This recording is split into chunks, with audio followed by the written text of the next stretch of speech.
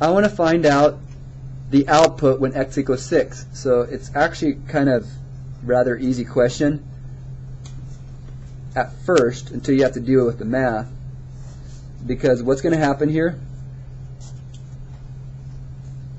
is you just set up the equation, but what are you going to plug in for x? 6. Now you have to deal with simplifying the math, and here's where it can get kind of hard. For instance, I have y equals, that's -2, and this is going to be 1/3. What's -6 divided by 3? That's -2. Now, what does a negative power do? A negative power drops to the bottom. But when it's a fraction like this, watch this. When you have a negative, do you understand that negative power goes to both pieces inside? Which then means it flips. So the 1's going to go to the bottom, the 3 is going to go to the top.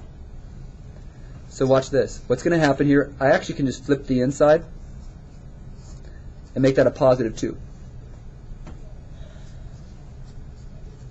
Again, because of the negative power, if I want to get rid of the negative power, you flip it. Do its reciprocal. Now, 3 over 1, isn't that simply 3?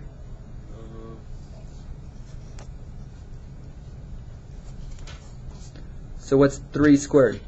9. So my answer,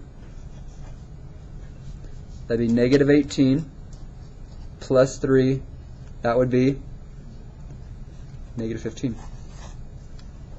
Now, on the benchmark, I believe this number in here will probably end up being a fraction.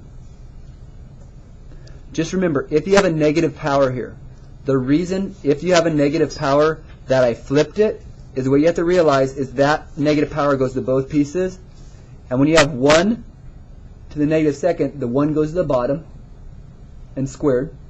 The 3 to the -2nd then goes to the top, becomes a 3 squared on top.